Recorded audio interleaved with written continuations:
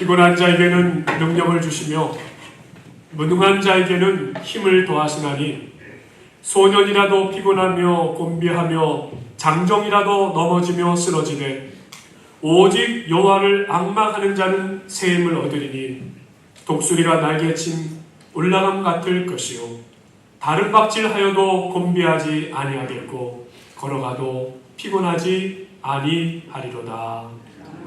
아멘.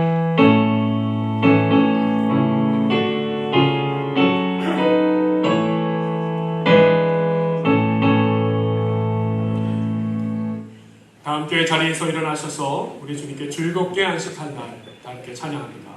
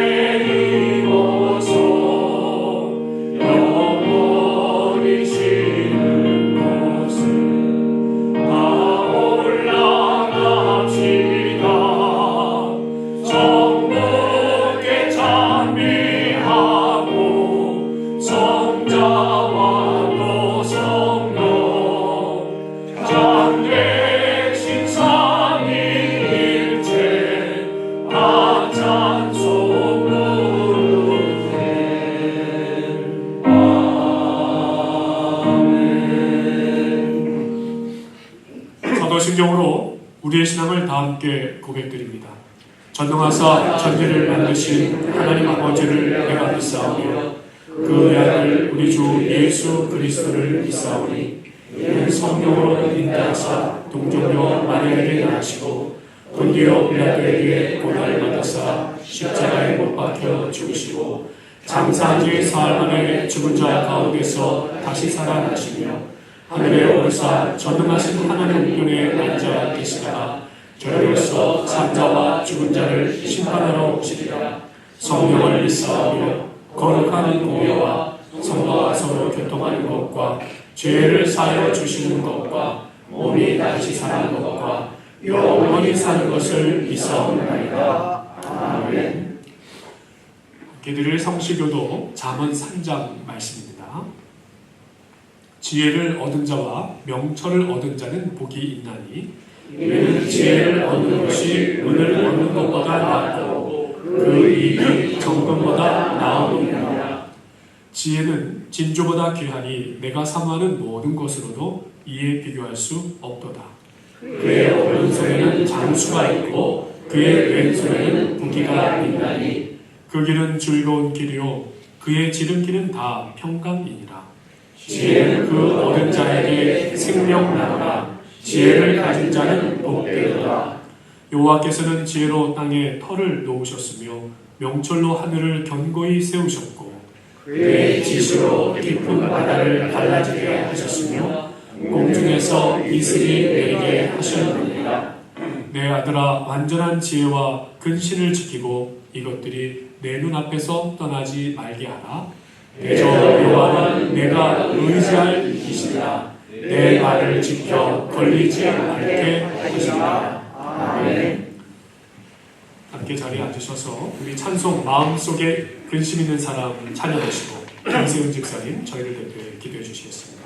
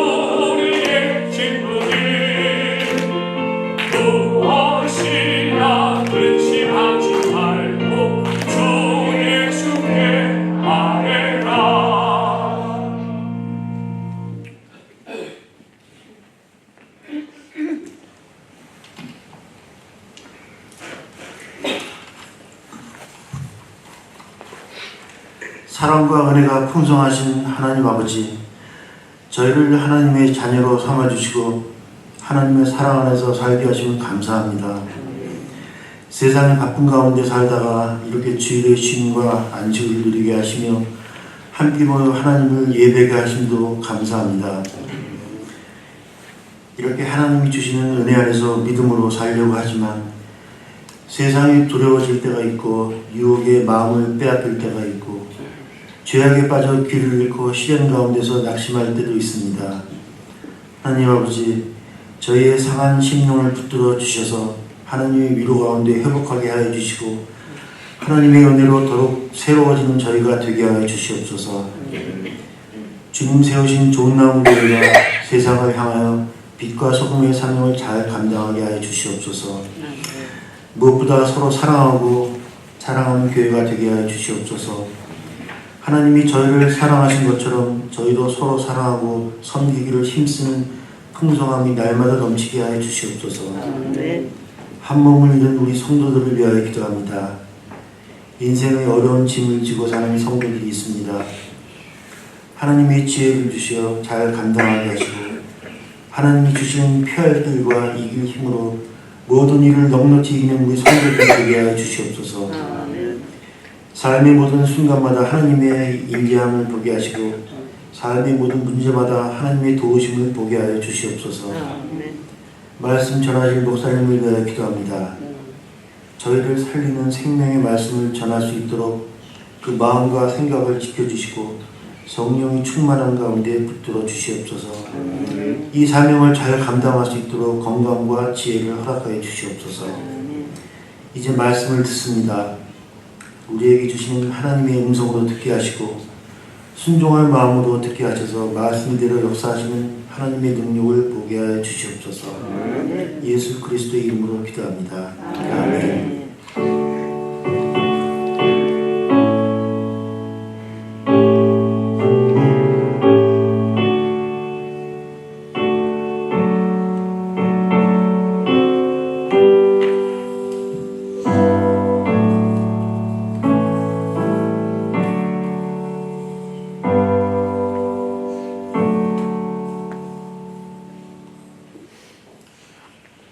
오늘 예배로 모이신 성도 여러분을 진심으로 환영합니다. 우리 다 함께 곁에 계신 분들하고 우리 반갑게 좀 인사 나누실까요? 오늘 우리가 제일 좋아하는 인사가 이거 같습니다. 많이 보고 싶었습니다. 우리 전우자와 한번 많이 보고 싶었습니다. 하나 더 할까요? 사랑합니다. 많이 보고 싶었습니다. 사랑합니다. 우리 1월 한 달은 우리 교회표를 좀 같이 저한테만 하지 마시고 전우자에 한 번만 더 우리 같이 나누시면서 말씀을 좀 나눴으면 좋겠는데요. 삶의 현장에서 그리스도의 증인으로, 삶의 현장에서 그리스도의 증인으로 사십시오. 삶의 현장에서 그리스도의 증인으로 사십시오. 잘 따라주셔서 감사합니다. 예, 이제 1월이 다 되었습니다. 오늘 하나님께서 이 예배를 통하여 우리에게 잠깐만요. 교회 소식. 예. 제가 한 가지 광고 시간에 정확히 좀 짚어서 말씀드릴게요. 이 한 몇 주간쯤 제가 약간 감기 기운이 있습니다. 근데 감기가 저를 이렇게 점령하지는 못하는 것 같은데 이 순서를 예배인도 순서를 할 때 깜빡깜빡 하는 증세가 좀 있어요. 너그럽게 아침에 가요. 한번 검사를 받아보도록 하겠습니다. 자, 우리 교회 소식을 같이 나누도록 하겠습니다.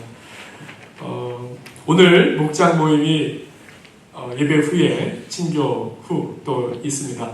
다들 각 지정 장소 기억하시죠? 각 목장마다 모여서 좋은 시간 되시길 바라고 새해 첫 목장 모임이기 때문에 더 함께 모이셔서 말씀과 기도와 또 은혜 가운데 더 힘이 나시는 귀한 한 해 출발이 되셨으면 좋겠습니다. 자, 다음 주에는 이제 2월 첫 주에 운영위원회라는 것을 미리 말씀드리고 운영위원으로 9명 지난 공동회의 때 저희가 결의해드렸는데 9분은 기억하시고 우리 다음 주에 운영위원회로 같이 모이도록 하겠습니다. 또 성경 읽기표를 지금 이제 출애굽기 이번 주에 또 끝나고 내기로 넘어가지만 언제든지 시작하십시오. 그리고 나머지 부분들은 언제라도 또 보충하면서 그래서 우리가 같이 성경 읽기표를 따라서 올 한 해 적어도 성경을 한 번 이상은 온 교우들이 읽으시는 한 해가 되시기를 부탁드리겠습니다.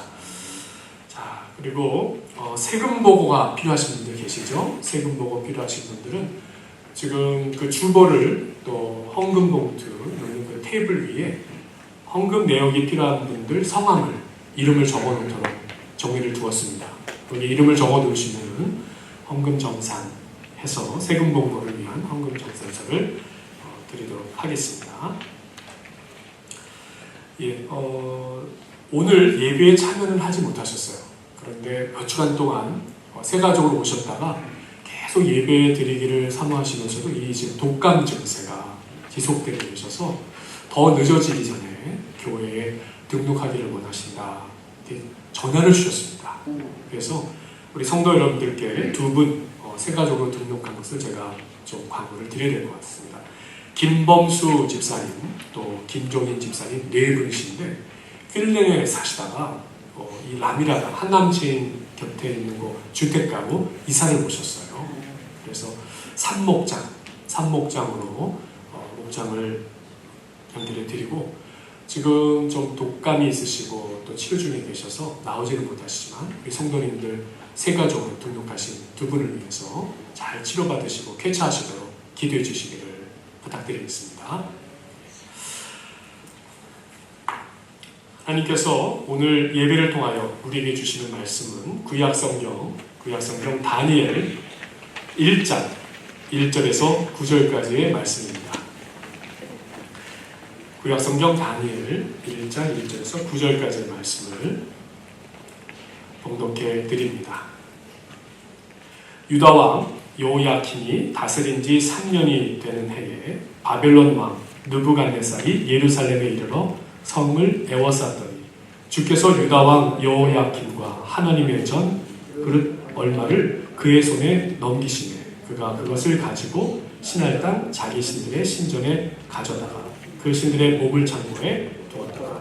왕이 환관장 아스브나스에게 말하여 이스라엘 자손 중에서 왕족과 귀족 몇 사람 곧 흠이 없고 용모가 아름다우며 모든 지혜를 통찰하며 지식에 통달하며 학문에 익숙하여 왕궁에 쓸만한 소년을 데려오게 하였고 그들에게 갈대아 사람의 학문과 언어를 가르치게 하였고 또 왕이 지정하여 그들에게 왕의 음식과 그가 마시는 포도주에서 날마다 쓸 것을 주어 3년을 기르게 하였으니 그 후에 그들은 왕 앞에 서게 될 것이었더라. 그들 가운데는 유다 자손 곧 다니엘과 하나나와 미사엘과 아사라가 있었더니 환관장이 그들의 이름을 고쳐 다니엘은 벨드사살이라 하고 하나나는 사드락이라 하고 미사엘은 메삭이라 하고 아사라는 아벤누고라 하였더라. 다니엘은 뜻을 정하여 왕의 음식과 그가 마시는 포도주로 자기를 더럽히지 아니하리라 하고 자기를 더럽히지 아니하도록 환관장에게 구하니. 다 함께 읽겠습니다. 하나님이 다니엘로 하여금 환관장에게 은혜와 긍휼을 얻게 하신지라. 아멘. 할렐루야. 오늘도 예배로 모이신 사랑하는 성도 여러분 모두에게 하늘로부터 보여주시는 하나님의 주님의 은혜와 평강이 가득 넘치시기를 간절히 바랍니다. 자, 어제 또 이목장이 먼저 목장 모임을 가지셨는데 오늘 대부분 목장 모임을 예배 후에 가지시죠. 그래서 오늘 성경 본문을 같은 우리 목장 모임에서 갖는 성경 본문하고 같은 본문으로 준비했습니다. 오늘 말씀을 시작하면서 질문 하나를 드리며 시작했으면 합니다. 지금까지 살아오시면서 하나님을 믿는 신앙으로 살아오셨다. 또 중간에 믿으셨던 하여간 이 하나님을 믿는 신앙을 살면서 하나님의 믿는 신앙을 위해서 세상에서 손해본 일, 또 세상에서 포기해야 했던 일 있으셨습니까? 뭐 대답을 다 안 하셔도 좋지만 기억해 보시기를, 생각해 보시기를 먼저 질문으로 드려봅니다. 우리 가정에 두고 온 조국, 한마디로 우리 예수 복음이 전파되었을 때요, 분명 수없이 많은 목숨을 건 희생과 또 가족, 또 친구들로부터 이 관계를 포기해야 했던 사실 그런 일들이 이 우리 조국에, 우리 가정에도 얼마나 많았는지 몰라요. 분명 그런 희생과 어려움 속에서 오늘 우리가 믿는 이 예수 복음이 전해졌다라고 말씀드릴 수 있습니다. 근데 오늘날 우리는 어떻습니까? 특별히 우리 미국에서 이민 와서 정말 기독교의 복음의 가치 위에 세워진 이 미국에 살면서 지금 우리는 어떠한가요? 참 편하게 신앙생활 한다라고 생각하지 않으십니까? 어쩜 그렇게 생각하실지도 모르겠어요. 이제 세상 어디 가든 다 이렇게 편하게 예수 믿을 수 있는 것 아닌가라고 생각하실지 모르겠습니다. 정말 그렇습니까? 정말 그렇습니까? 여러분에게 사진 한 장을 잠시 보여드리겠습니다. 오래 보여드리지는 못하지만 그래도 좀 사진 한 장을 올려드릴 테니까 이 사진을 보시기 바랍니다. 지금 보여드린 사진은 지난 5년 동안 5년 전 예수 복음을 전했다는 이유로 그야말로 적성국가, 어느 나라건 말씀을 안 드리겠습니다. 적성국가 공화국에 의해 이유 없이 끌려가서 감옥에 투옥되어서 어려운 시간을 보내야 했던 바로 그 장면이에요. 이게 지금 면회하는 시간, 그야말로 이 어깨에 이 철퇴를 누르고 있는 거죠. 그래서 움직이지 못하도록, 그리고 복장도 빨간색으로 표시해서 달아나지 못하도록, 이렇게 이런 상황에서 잠시 면회를 하고 있는 모습. 이유는 단 한 가지였습니다. 지난 그 적성국가, 그 나라에 사는 동안에 그 지역에 들어가서 그 사람들에게 예수 복음을 잘 전했다는 거예요. 잘 전했다. 예수 복음을 잘 전해서 수천 명의 예수 믿는 예수 제자 공동체가 만들어졌다. 이게 이유입니다. 이게 이유입니다. 어떻게 이렇게 제가 그걸 잘 알고 있냐고요? 예, 저 두 분은 신학교 동기이자 저의 절친이기 때문에 그렇습니다. 차디찬 감옥에서 견딘 시간만큼 모습을 보면 알지만 열대로 여인 저 두 분의 모습을 보고 기도하지 않을 수 없는 것입니다.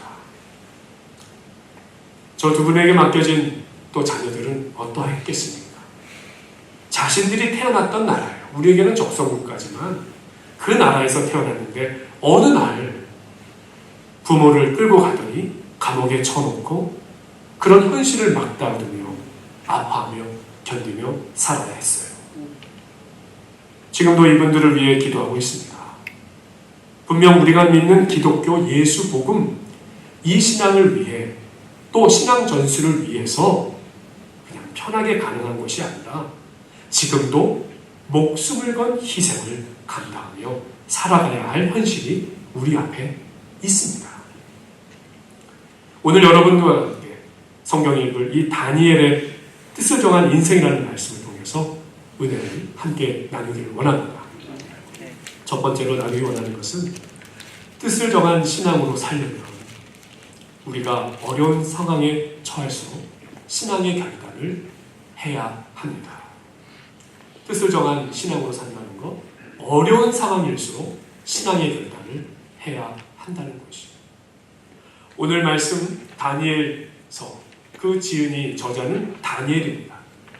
이 다니엘이라는 단어는요, 하나님은 나의 재판관이시다라는 뜻이에요. 다니엘은 바벨론의 느부갓네살 왕이 이스라엘을 침략했을 때 젊은 나이에 바벨론의 포로로 잡혀가서 왕궁에서 엘리트 교육을 받고 바벨론의 지도자로 출세한 사람입니다. 그러나 그것이 다가 아니에요. 정말 중요한 것은 신실한 믿음의 사람이었다는 것입니다. 다니엘은 이방 열국, 그러니까 바벨론, 메데, 바사, 헬라, 로마 등의 바로 그 흥망성쇠를 통해 역사하시는 주님, 그 하나님의 섭리와 역사를 담고 있죠. 그리고 바벨론에서 70년 동안 포로 생활하는 가운데 절망 속에 살던 유대인들에게 결국은 역사를 주관하시는 이는 하나님이시다. 그리고 하나님께서는 심판하실 뿐만 아니라 또한 하나님께서는 이스라엘을 회복하실 것이다 라고 하는 이 묵시, 예언을 받아서 그 예언을 하고 있는 책입니다. 그럼에도 그 당시 그들의 절망 정도가 어떠했을까? 우리는 좀 상상해 볼 필요가 있어요. 그들이 보는 바벨론 제국은 그 이전 아수르 제국을 무너뜨릴 정도의 더 강한 자들이었고 그 기세는 온 세상에 뻗쳐 있었습니다. 한마디로 영원할 것 같은 나라였고 또 그들에게 저항하거나 대립한다는 것은 그냥 죽는 것과 같은 것이다. 그렇게 생각하는 게 어쩌면 나았던 그런 시대입니다. 오늘날 바로 그 시대 바벨론이나 이 아수르 제국의 그 나라의 것들은 대부분 다 흙 속에 지금 묻혀 있어요. 그래서 이때 당시의 도시와 유물들은 땅 속에 묻혀 있기 때문에 파내어야 그 속에서 어떤 일이 있었는지를 알 수 있습니다. 100년 전 시카고 대학의 고고학 팀을 중심으로 해서 방대한 고고학 발굴 작업을 했어요. 거기서 나온 발굴 유물들이 한 35만 점이 넘습니다. 35만 점. 그 주요 내용들을 지금도 간직하고 전시하고 있는 것이 다름 아닌 시카고 대학 캠퍼스 안에 있는 시카고 대학 오리엔탈 인스티튜트 박물관이다라고 하는 곳이, 혹시 그곳에 가보신 분 계십니까? 저는 감사하게도 제가 제 마지막 과정을 그 시카고 대학 안에 있는 메코미 신학교에서 공부를 하게 되어서 매년 갈 때마다 그 박물관을 꼭 들려서 거기 사진을 찍고 또 유물들을 보면서 그 시대를 좀 상상해 볼 수 있는 시간을 많이 가져서 어쩌면 여러분께 좀 더 자세하게 말씀을 드릴 수 있는 것 같습니다. 자, 그러면 아수르 제국, 바벨론 제국이 만든 그 당시 만들었던 그 신상 한번 사진으로 좀 보겠습니다.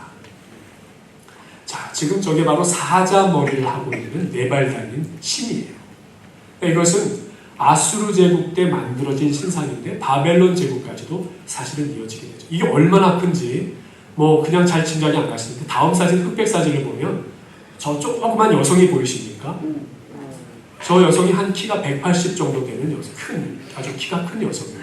그런데 이 신상 자체가 5m가 넘기 때문에 한마디로 거진 10피트에 다다른 10피트가 아니죠. 한 15피트 정도 되는 크기이기 때문에 사람이 곁에 있어도 그야말로 사람이 아주 작아 보일 정도예요.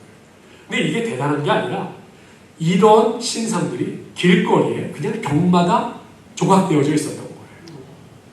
그러니까 아수르나 바벨론 제국은 그야말로 도시마다 길거리마다 신전마다 이 신상들로 가득했다 생각하시면 돼요. 그리고 그 크기가 얼마나 대단했는지 유물로 발견된 것이 이 정도 크기고 세워졌던 더 큰 신상들도 있었다는 것이죠.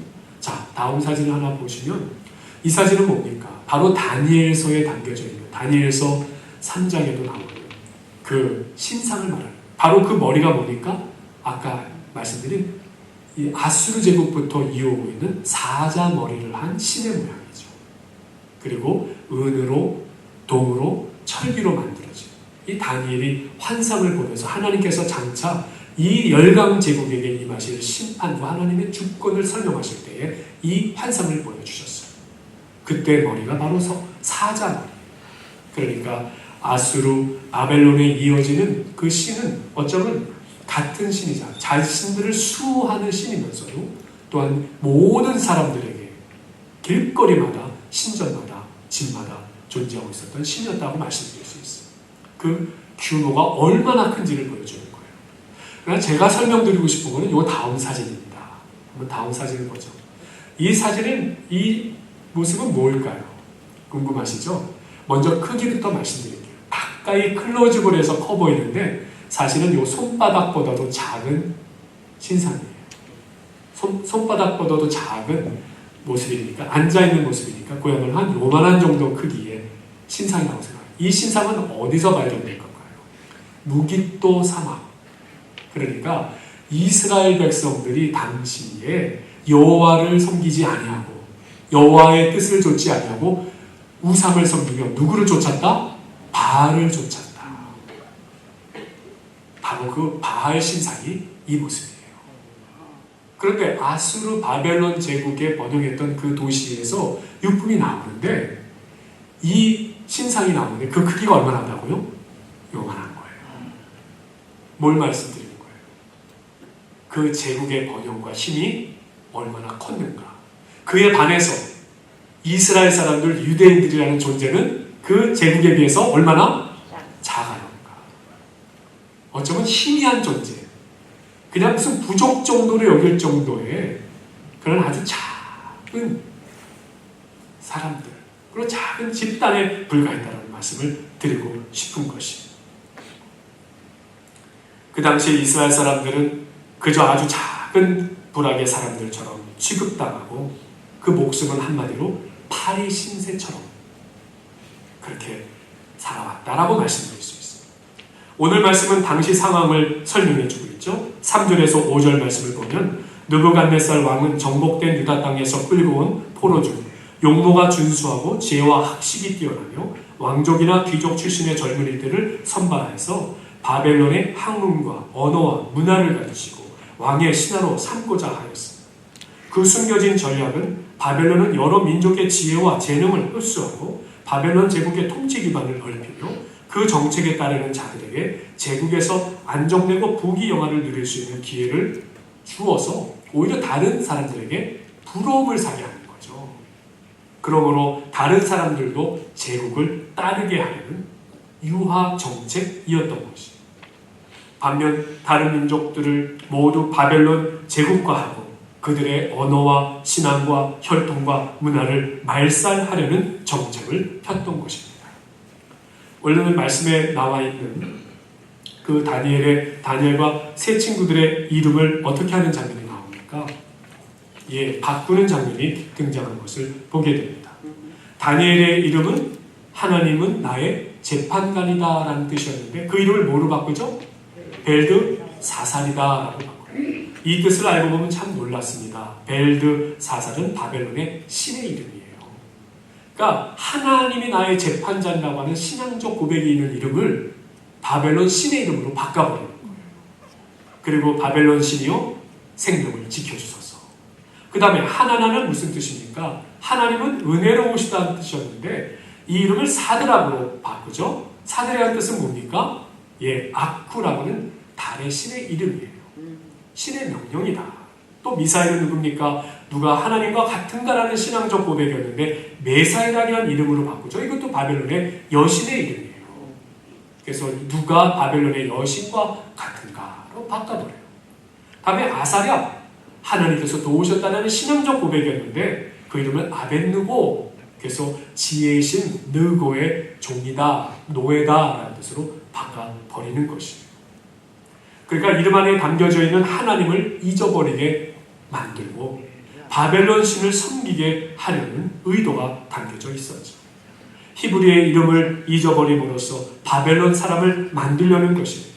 바벨론식 계명은 이들이 왕의 소유자 또한 신하라는 것을 공식화하는 것과 마찬가지입니다. 히브리식 이름을 잊어버리게 함으로써 바벨론 사람을 만들고 왕의 신하를 만들어 버림으로써 그야말로 모두가 다 바벨론 제국의 소유물이다 라는 것을 천명하는 거다 말씀드릴 수 있는 것입니다. 오늘 말씀에 등장한 다니엘과 세 친구 하나냐, 미사엘, 아사랴는 이러한 거대한 제국의 융화책, 말살 정책에 흔들리지 아니하고 그 가운데 다른 이들에게 유익한 삶을 살면서도 자신들의 신앙, 그러니까 하나님의 말씀과 명령을 지켜 순종하는 믿음의 삶을 잃지 않는 용기와 지혜의 모습을 보여주고 있는 것. 그것이 오늘 다니엘 말씀에서 우리에게 주고 있는 메시지인 것입니다. 사랑하는 성도 여러분, 오늘 우리 자신의 신앙은 어떠합니까? 한번 우리 자신을 이 다니엘 말씀 앞에서 점검해 봤으면 좋겠습니다. 또 우리 가정의 자녀들은 어떤 모습으로 살아가고 있습니까? 우리 가정의 자녀에 이르는 우리 가문을 한번 점검해 보았으면 좋겠습니다. 정말 신앙의 전선에는 이상이 없습니까? 우리 자신 또 가정의 자녀손들이 살아계시고 역사를 주관하시는 하나님을 믿고 의지하고 신뢰하며 인생의 지혜와 해결점을 하나님 안에서 찾아가는 신앙으로 살기를 간절히 소망합니다. 두 번째로 나누기 원하는 것은 뜻을 정한 신앙, 즉 우리의 신앙 결단은 우리의 사소한 것에서부터 시작된다라고 말씀드립니다. 오늘 말씀은 다니엘 및 그의 세 친구 사드락, 메삭, 아벳느고가 신앙의 절개를 지키며 믿음으로 살았던 신앙의 결단. 그런데 다름 아닌 그 신앙의 결단이 어떤 것에서 이루어집니까? 먹는 문제. 먹는 거예요, 먹는 거. 음식의 문제였어요. 어쩌면 아주 사소한 일처럼 여겨지는 부분이에요. 8절 말씀입니다. 다니엘은 뜻을 정하여 왕의 음식과 그가 마시는 포도주로 자기를 더럽히지 아니하리라. 자기를 더럽히지 아니하도록 환관장에게 구하니라고 말씀이 나와 있어요. 오늘 말씀처럼 이 다니엘과 세 친구들은 왕궁에서 무료로 제공되는 왕의 진미, 포도주를 먹지 않기로 결심했죠. 그 이유는 왕의 진미를 먹고 포도주를 마시는 것이 하나님을 믿는 신앙의 순결함을 더럽히는 것이라고 생각했어요. 왜 그렇게 생각했을까요? 그 왕의 진미들 중에 하나님께서 금하시는 율법의 규정에 금하는 것이 있었기 때문인 것이지요. 그런데 당시 다른 유대인들은 어땠을까요? 다니엘과 세 친구만 그 왕궁으로 들어갔을까요? 분명히 또 다른 엘리트들도 존재하고 있었을 거예요. 동족 유대인들이었을 거예요. 그런데 이 다니엘과 세 친구를 제외한 선별된 다른 유대 청년들은 왕의 진미를 먹었다는 것이죠. 또 포도주를 마셨어요. 왜요? 그들은 어떤 생각으로 왕의 진미와 포도주를 먹었을까? 한번 생각해 보셨습니까? 왕의 진미를 먹고 포도주를 마시는 것 사실은 그렇게 크고 대단한 것이 아니라 사소한 것이기에 이쯤이야 내가 좀 먹고 마시더라도 하나님 믿는 신앙에 얼마나 큰 지장이 있을까? 나는 그래도 하나님을 믿어. 나는 하나님을 순종할 거야. 하나님께 순종할 거야. 하나님 말씀에 불순종하는 것, 그것의 정도가 그렇게 심한 게 아니라고 생각했을 것입니다. 대신에 이 음식을 먹음으로 왕의 곁에 또 왕의 그 진미를 먹음으로 왕궁에 있는 많은 고관들을 만나는 좋은 기회가 되고 산의 진미를 먹으면서 집안이 더 풍족해지는, 집안들도 그걸 나눌 수 있게 되는 포로의 신분에서 어쩌면 누릴 수 있는 가장 좋은 기회, 부귀영화의 기회가 다 따르기 때문에 가능했다 말씀드릴 수 있습니다. 그러나 반면에 이 왕이 제공하는 것을 거부하게 될 때는 오히려 포로의 신분에서 위험에 처할 수도 있었기 때문에 더 이상 위험하지 않으려고 겁이 나서 두려워서라도 그 음식을 먹었을 거예요. 특히 먹고 입고 또 우리가 돈을 쓰는 문제, 사실은 우리의 일상이잖아요. 성도 여러분, 혹시 미국에 건너오셔서 사시면서 지금까지 여러분이 물건을 사면서 받은 영수증을 한번 모아보셨습니까? 지금까지 혹시 다 모아본 분 계시지 않습니까? 저도 어느 기간 동안 모아봤는데 저도 깜짝 놀랐습니다. 제가 그렇게 많은 것을 먹고 마시고 사고 쓰고 사는지. 그야말로 서랍이 가득 차버리더라고요. 우리의 일상입니다. 그런데 그 일상 속에서 우리도 모르게 매일 접하는 그 속에서 우리의 신앙의 결단은 시작되고 있다는 거, 오늘 다니엘서는 우리에게 말씀하고 계시는 거예요. 하나님께서 원하시는 사람은 누구인가? 바로 우리의 사소한 일상 가운데서도 하나님께 가치를 두는 사람이라는 것입니다. 가치가 무슨 뜻인가? 우리가 하나님을 예배한다라고 말씀드리죠. 예배드립니다. 혹시 이 예배한다라는 단어가 영어로 뭔지 아십니까? worship. worship이라고 합니다. 이 worship은 사실 합성어예요. 어떤 합성어냐? worth 그리고 shipment라는 이 두 단어가 합성된 거예요.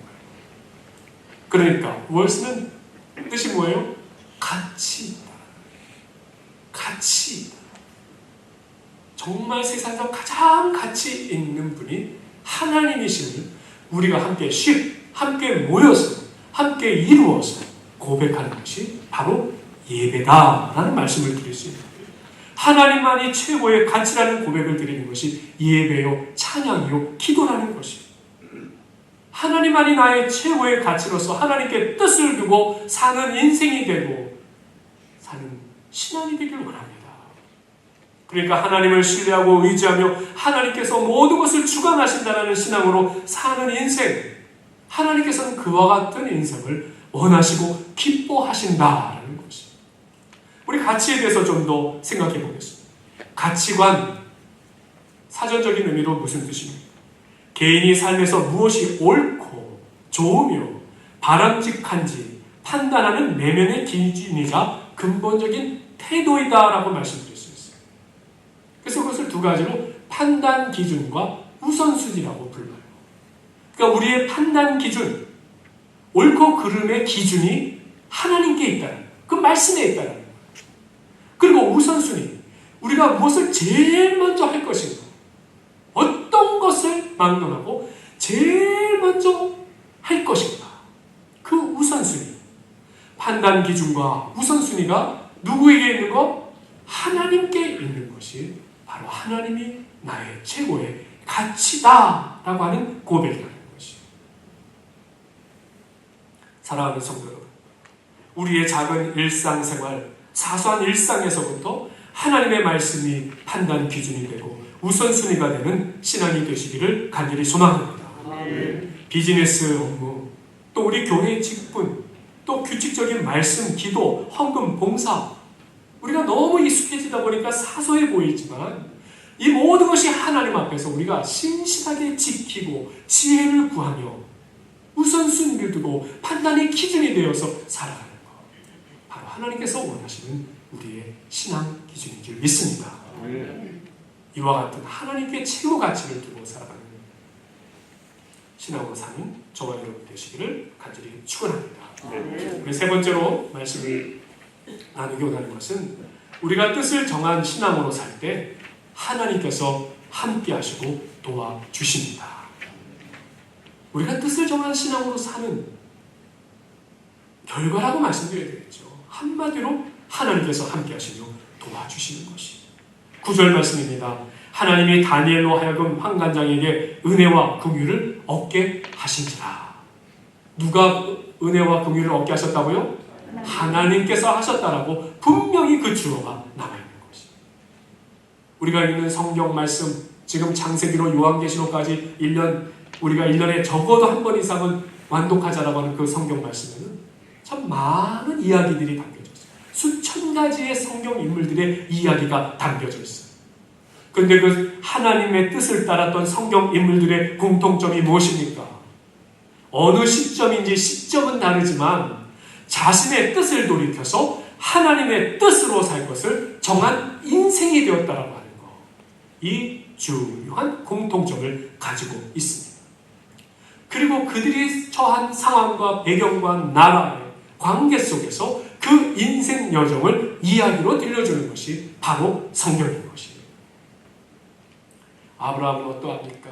요셉은 어떠합니까? 모세는 어떠합니까? 다윗은 어떠합니까? 엘리야는 어떠합니까? 이사야는 어떠합니까? 신약으로 넘어와 베드로, 요한, 바울 모두가 누구에게 뜻을 두고 산 인생이 되었어요? 하나님께, 주님께 뜻을 두고 산 인생이 된 인물들이었던 것이고, 하나님께 모든 가치를 두고 산 인생. 그런데 그 모두가 다 수천 년 전 인물들이죠. 성도 여러분, 한번 생각해 보셨어요? 우리가 사는 2026년 오늘 이 시간에 우리는 우리의 삶의 지혜와 우리 신앙의 근거를 지금 어디서 찾고 있는 거예요? 이 수천 년 전 인물들의 이야기 속에서 우리는 찾고 있어요. 그러니까 우리 삶 가운데 이분들의 가치가 우리의 기준이 되어지고 있고, 이분들의 그 지고한 신앙이 우리에게 오히려 격려자가 되어지고 있는 것이에요. 왜요? 하나님께 뜻을 두고 산 그들을 하나님께서 함께 하시며 도와주신 역사가 너무나도 분명하고 시간과 공간을 초월하여 오늘까지도 그리고 앞으로도 영원토록 우리에게 지혜와 격려가 되어주시기 때문인 것입니다. 이스라엘 민족의 특이한 점이 있죠. 이스라엘 민족은 사실 우리 한국이나 중국처럼 이런 농경사회가 아니라 유목민족입니다. 유목민족은 대부분 살다가 그들의 언어나 혈통이나 영토를 다 잃어버린 사람들이에요.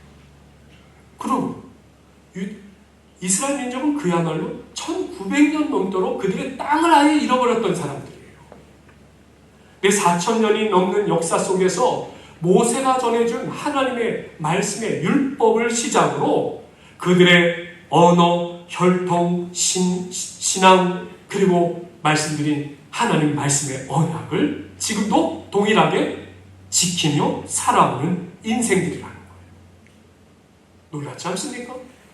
2000년 동안 그들은 땅을 잃어버렸고 한마디로 같이 놀 수도 없었던 사람들인데 어찌하여 그들에게는 여전히 언어와 혈통과 신앙과 하나님 언약이 그대로 유지되고 보존되고 오히려 그것을 전수시키고 있냐 말입니다. 자녀가 자녀에게 또 그 자녀가 자녀에게 다니엘과 세 친구의 신앙처럼 하나님께 뜻을 두고 산 그들의 인생을 이야기하고 또 전해주고 그렇게 전수받으며 살아갔던 거예요.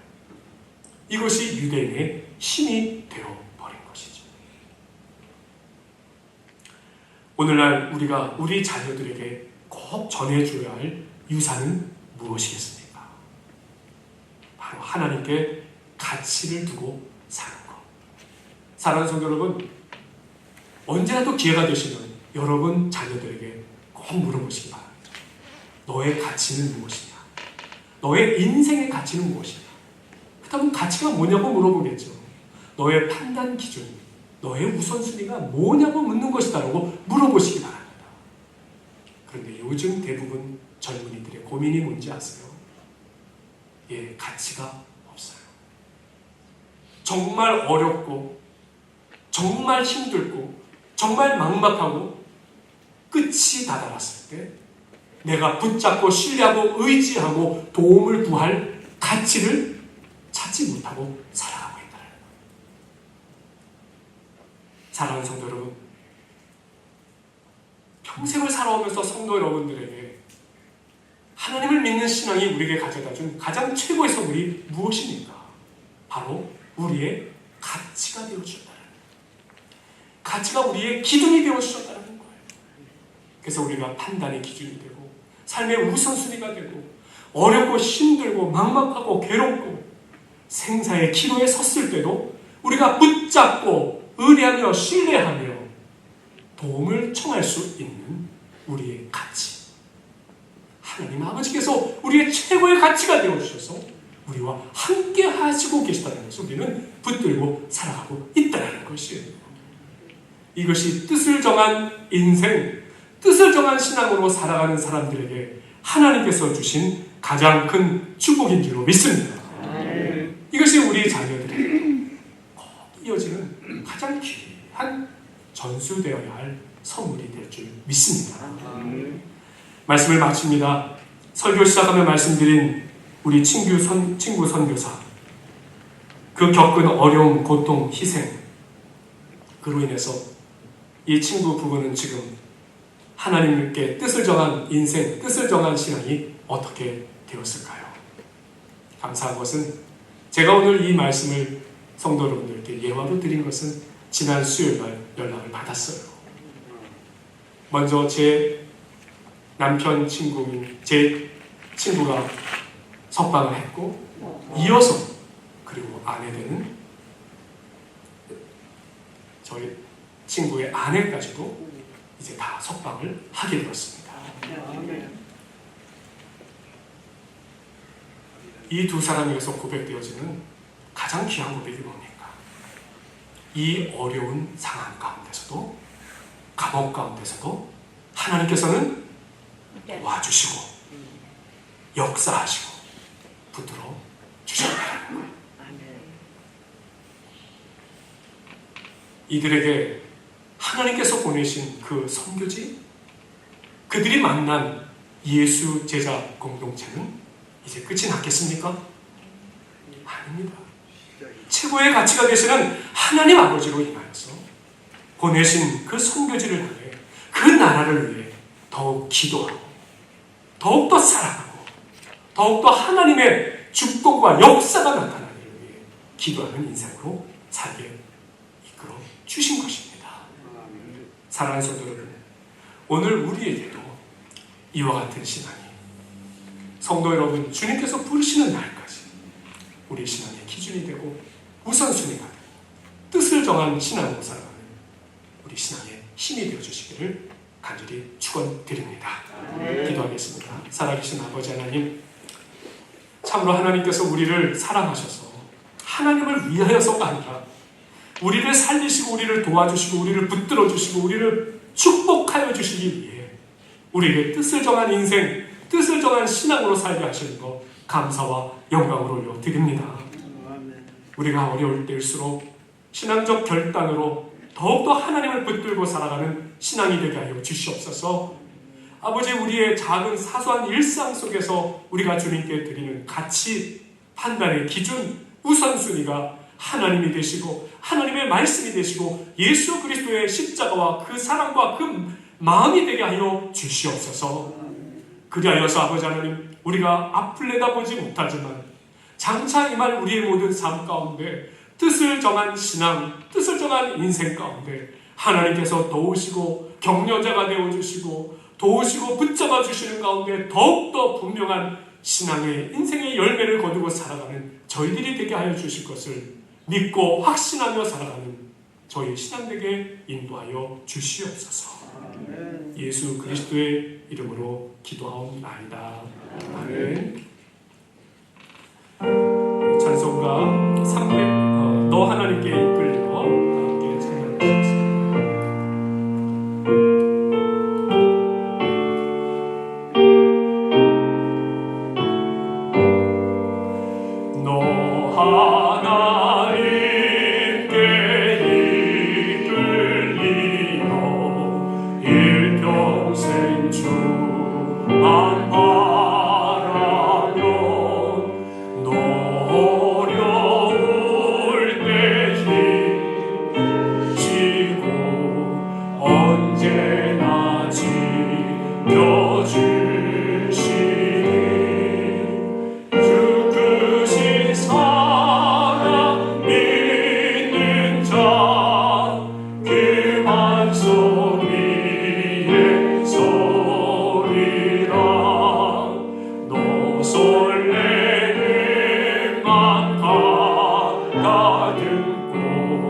희망 중 기다리면서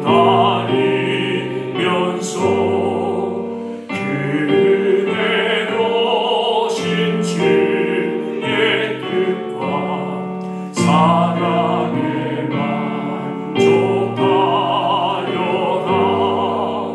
우리를 불러주신 주 마음의 소원하신다. 주 찬양하고 기도하며 내 몸을 힘써 다하라.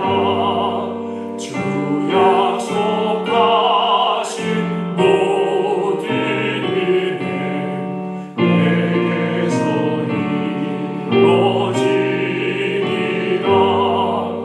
잠들고 의지하는 자 주께서 기억하시리.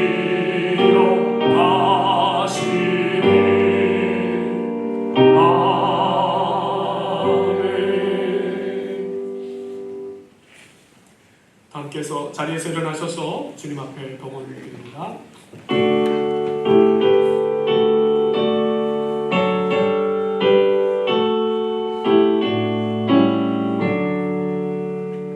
내게 있는 모든 것을 아낌없이 드리네. 사랑하고 의지하며 주만 따라 살리라. 주께 드리네. 주께 드리네.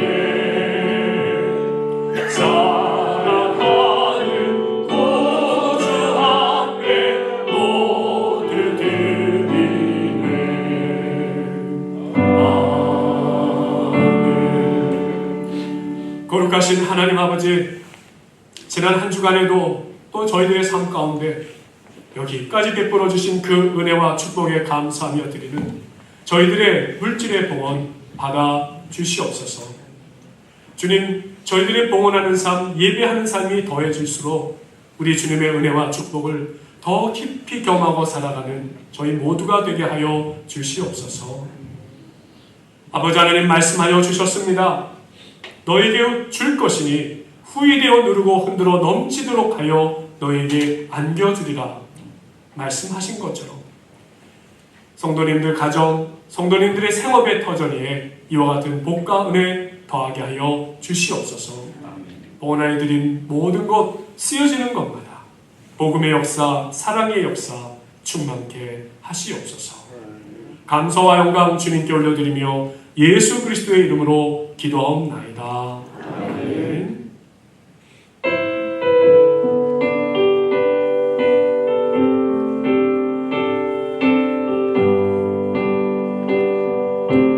내 마음에 주를 향한 사랑이 나의 발엔 주가 주신 진리로 나의 등에 주의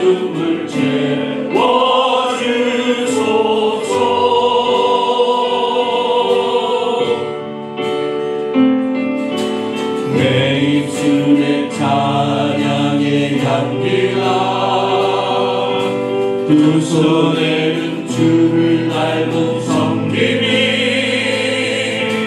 나의 삶의 주의 음정 남게 하소서.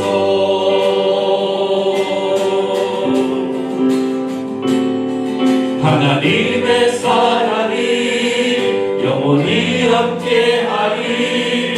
십자가의 길을 걷는 자에게 순교자의 삶을 사는 이에게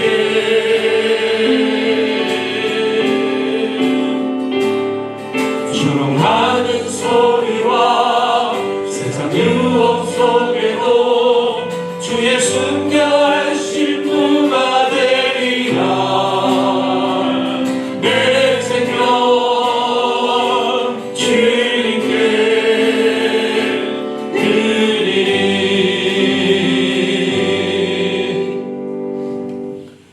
좋은 나무 교회 성도 여러분, 이제 세상으로 나아가십시오. 여러분의 가정, 일터, 삶의 관계 속으로 나아가십시오. 예수 그리스도의 마음으로 살고자, 분별하고자, 사랑하고자 애쓰시고 기뻐하시고 기도하십시오. 어떤 상황에서든지 감사하십시오. 하나님께서 여러분과 함께 하실 것입니다. 지금은 우리 주 예수 그리스도의 은혜와 하나님의 사랑과 성령의 교통하심이 영원토록 함께 하시기를 간절히 축원하옵나이다. 아멘.